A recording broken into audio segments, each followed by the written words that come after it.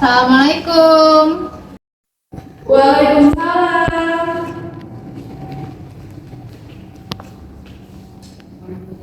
Silakan masuk. Terima kasih. Mari silakan duduk.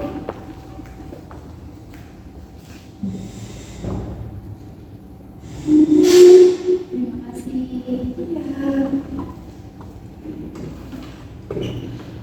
Selamat siang Rianti. Gimana kabar Rianti hari ini? Siang Bu, alhamdulillah kabar saya baik, tetapi saya sedikit merasa lelah dan capek karena tugas kuliah saya akhir-akhir ini sangat banyak dan juga jadwalnya bertabrakan Bu. Saya mengerti di masa-masa kuliah mungkin sangat melelahkan, tapi saya bangga terhadap Rianti karena Rianti bisa datang ke sini.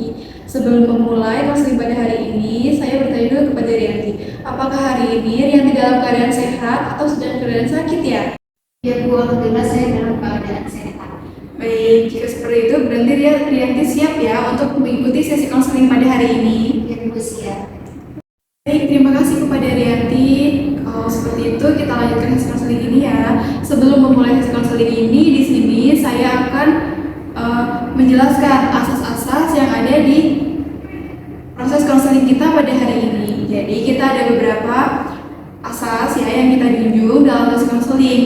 Pertama ada asas kerahasiaan, yang dimana saat nanti Rianti bercerita kepada saya apa yang Rianti rasakan, itu saya tidak akan membeberkan ke pihak-pihak manapun, kecuali jika yang Rianti alami ini saya merasa tidak mampu untuk menangani Rianti ya dan membantu Rianti. Jadi mungkin nanti saya izin ke Rianti untuk mengalih tangankan kasus ke yang lebih profesional, dan saya izin untuk rekord ya untuk melihat apakah sesi konseling ini di sesi konseling kedua nanti bisa menjadi bahan evaluasi kita apa yang perlu diperbaiki. Selanjutnya di sini kita ada asas kemandirian. Di sini saya hanya membantu Rianti untuk menyelesaikan masalah Rianti, tapi bukan memberikan solusi. Karena solusi itu ada di dalam diri Rianti sendiri.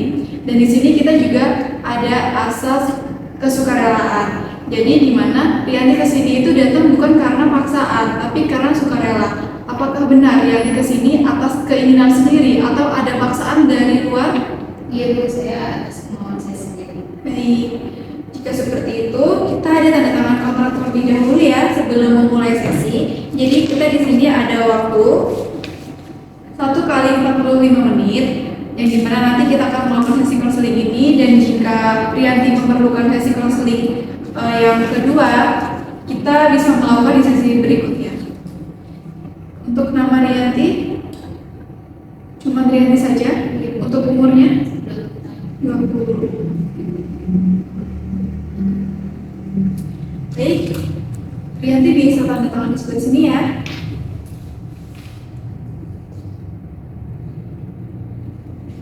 Oke, terima kasih. Oke, sebelum kita memulai sesi konseling ini lebih dalam lagi, saya bertanya kepada Rianti, apakah Rianti sebelumnya sudah pernah melakukan sesi konseling seperti pada hari ini? Dulu saya baru pertama kali mencoba untuk melakukan konseling seperti pada hari ini. Wah, jadi ini pertama kali ya Rianti melakukan sesi konseling ya? Iya Bu. Oke, jadi nanti Rianti relax saja, anggap saja saya sebagai teman Rianti, supaya Rianti itu tidak bingung untuk menceritakan masalah Rianti, dan Rianti tidak perlu takut, enjoy aja ya. Baik, sekarang apakah Rianti bisa menceritakan apa yang membuat Rianti sampai mau melaksanakan sesi konseling pada hari ini? Jadi saya itu ketika saya mau belajar, saya itu suka terdistrik Bu sama HP. Dimana saya itu sudah meniatkan untuk membuka materi, buka laptop untuk mengerjakan tugas, di situ saya malah buka TikTok. Terus nanti setelah saya scroll, lama-kelamaan saya stuck di situ, pengen terus scroll TikTok, terus chatan sama teman kayak gitu Bu. Ya baik, jadi kamu bisa mengendalikan diri ya saat kamu sudah membuka smartphone kamu dan kamu meninggalkan beberapa tugas kamu karena kamu terlalu asik untuk scroll. Iya Bu, benar. Saya itu kadang tuh cuma berniat untuk scroll dalam waktu 5 menit saja, setelah itu berniatkan untuk melanjutkan belajar. Tetapi di situ kadang saya keterusan, kadang sampai 1 jam bahkan lebih, dan di situ waktu belajar saya terbuang sia-sia Bu. Oke, jadi saya mengerti ya sebenarnya hal ini tuh sangat umum ya bagi mahasiswa, karena smartphone juga bisa menjadi alat bantu sebenarnya, tapi juga terkadang dia bisa menjadi musuh kita kita, karena dengan adanya dia kita kayak lalai dengan mengerjakan tugas dan lain sebagainya. Itu bisa menjadi sumber distraksi yang paling besar. Dan untuk Rianti sendiri, biasanya Rianti melakukan hal itu di beberapa waktu atau di setiap waktu, misalnya seperti siang, pagi, atau malam hari. Ibu saya lebih suka sekolahnya itu pada siang sampai sore hari. Lanjut malamnya itu saya teleponan Bu, video call gitu sama pacar saya, karena pacar saya kan bekerja dari pagi sampai sore. Nah, ada waktunya itu cuma malam. Nah, di situ saya merasa saya susah untuk membagi waktu saya. Baik, itu sangat menarik ya. Untuk khususnya pada hari ini, jadi saat Rianti memikirkan nih, oh tugas saya tertinggal, apa yang awalnya Rianti pikirkan saat Rianti dalam keadaan itu atau dalam kondisi itu? Saya ingin mengerjakan sih Bu, saya harus mengerjakan itu. Sebenarnya saya masih berusaha untuk mengerjakan tugas saya, meskipun kadang sudah sangat-sangat mepet dengan waktu yang sudah ditentukan oleh dosen saya. Oke, baik. Jadi bisa dibilang kamu tuh sebenarnya punya pikiran otomatis ya untuk mengerjakan tugas. Tapi hanya saja ada beberapa faktor yang menghambat kamu. Salah satunya adalah dari handphone kamu sendiri. Iya Bu, benar. Dari yang diceritakan tadi, sepertinya ada dua hal ya yang mempengaruhi dari semuanya. Mungkin yang pertama itu dorongan Rianti untuk mencari hiburan melalui smartphone Rianti, atau Rianti itu butuh teman di saat malam hari. Dan sedangkan yang kedua itu kemungkinan Rianti membenarkan pikiran-pikiran menunda tugas itu menjadi pikiran yang itu sudah biasa. Oke, jadi apakah keduanya itu menggambarkan situasi Rianti pada saat ini? Iya Bu, benar, itu sangat menggambarkan situasi saya pada saat ini. Tadi Rianti mengatakan sebentar saja. Menurut kamu, untuk kita pikirkan lebih dalam lagi ya, apakah menurutmu pikiran itu pikiran yang realistis? Tidak Bu, itu tidak realistis, karena semua itu tidak sesuai dengan apa yang saya niatkan dari awal. Saya mungkin niat 5 menit, tapi sebenarnya saya sadar bahwa itu nanti akan berkelanjutan dan menjadi lebih lama seperti itu. Baik. Tepat sekali. Nah, di CBT, pikiran itu disebutkan sebagai pikiran otomatis negatif. Jadi ia tuh muncul tanpa sadar dan Rianti melakukan perilaku tersebut secara tiba-tiba. Sekarang coba Rianti ubah. Saat Rianti mengatakan, oke lah sebentar aja 5 menit lagi, Rianti ubah pikiran itu menjadi, kalau saya buka HP sekarang, mungkin saya akan kehilangan waktu saya selama 1 jam untuk mengerjakan tugas dan saya akan lebih menunda waktu mengerjakan tugas lagi. Bagaimana menurut Rianti kalau Rianti mencoba mengubah pikiran negatif itu menjadi pikiran yang lebih positif lagi? Saya rasa itu bagus Bu, dan saya akan coba untuk praktikkan. Bagus, itu langkah pertama ya dalam CBT, jadi mengubah pikiran menjadi lebih positif lagi, dan itu akan mengikuti saat pikiran Rianti menjadi lebih positif, perilaku Rianti juga akan beriringan sejalan dengan pikiran Rianti yang positif.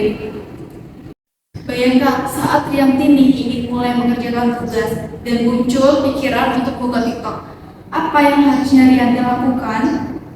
Mungkin yang saya akan lakukan, saya akan mengingat apa yang dikatakan oleh Ibu Tika pada hari ini, yang dimana saya harus berpikir positif. Kalau saya membuka HP, scroll 5 menit saja, maka saya akan kehilangan waktu saya belajar itu 1 jam. Dan di situ saya akan mematikan notifikasi agar saya tidak terarah untuk membuka notif tersebut. Baik, jika saat kamu sudah melakukan itu ya, itu langkah yang bagus. Tapi saat Rianti nih merasa jenuh, saat Rianti fokus belajar, apa yang akan Rianti lakukan selain membuka handphone atau HP? Mungkin saya bisa stretching sebentar dan juga minum air putih Bu, untuk mengalihkan perasaan beban saya saat saya belajar. Dan itu adalah bentuk dari behavior activation, yaitu mengganti perilaku yang tidak produktif dengan kegiatan lainnya yang produktif yang membuat Rianti untuk menjaga kefokusan Rianti.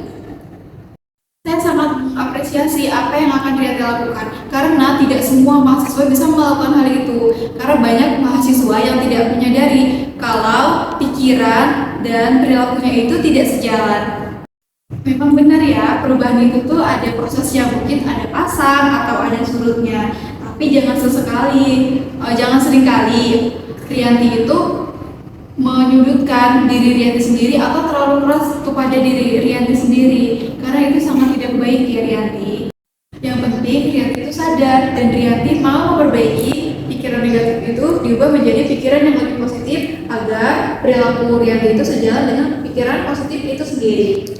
Terima kasih Bu, saya menjadi lebih semangat dan saya juga lebih paham kepada diri saya ini apa yang membuat diri saya ini menjadi gagal fokus saat belajar. Baik, bagaimana perasaan Rianti setelah melakukan hasil konseling pada hari ini? Saya merasa lebih ringan dan juga tenang Bu, dan saya juga menyadari bahwa permasalahan saya ini bukan hanya di HP, tapi di mana saya ini selalu membenarkan pikiran yang seharusnya bukan itu yang saya pilih, seperti itu Bu. Baik, itu bagus sekali. Jadi hari ini Rianti itu sudah yang pertama, Rianti menyadari pikiran otomatis yang memicu distraksi itu sendiri. Sedangkan yang kedua, Rianti mampu mengganti pikiran negatif itu menjadi pikiran yang lebih realistis. Yang terakhir atau yang ketiga ini, Rianti harus menyusun strategi perilaku baru agar tetap fokus saat belajar dan tidak terdistraksi oleh smartphone Rianti. Baik, jadi untuk tugas minggu ini, saya mau Rianti itu mencatat setiap kali Rianti itu tergoda ingin menggunakan smartphone atau ingin scroll TikTok saat belajar. Jadi, beserta pikiran dan perasaan saat itu. Jadi, catatan ini disebut thought record. Jadi, kita akan evaluasi di minggu depan. Baik Bu, saya akan mencoba untuk mencatatnya. Baik. Saya mengucapkan banyak terima kasih kepada Rianti atas keterbukaannya pada sesi konseling pada hari ini. Karena sesi konseling ini menurut saya berjalan dengan lancar ya. Dan mengingat waktu kita hanya ada 1 kali 45 menit yang sudah kita jelaskan di kontrak awal tadi. Jadi di sini kita hampir habis ya waktunya. Dan dari proses konseling pada hari ini, saya merasa Rianti sudah bisa ya mengubah pikiran negatif Rianti menjadi pikiran yang lebih realistis. Dan itu saya harap kamu mau berproses dan mau menerapkan ke dalam kehidupan kamu sehari-hari dan kamu akan mencoba di setiap harinya tanpa merasa lelah. Dan kita mungkin akan bertemu di minggu depan lagi ya Rianti, atau nanti Rianti bisa hubungi saya kembali saat Rianti ada waktu untuk melaksanakan sesi konseling selanjutnya. Baik Bu, terima kasih bimbingannya. Baik, kalau seperti itu bisa kita cukupkan ya sesi konseling kita pada hari ini. Ya, bisa. Saya akhiri sesi konseling pada hari ini. Assalamualaikum warahmatullahi wabarakatuh. Waalaikumsalam warahmatullahi wabarakatuh. Ya, semangat terus ya Rianti belajar dan jaga fokusnya dan dijaga fokusnya untuk kita sesi konseling di minggu depan. Saya pamit. Baik, terima kasih Ustaz. Ya.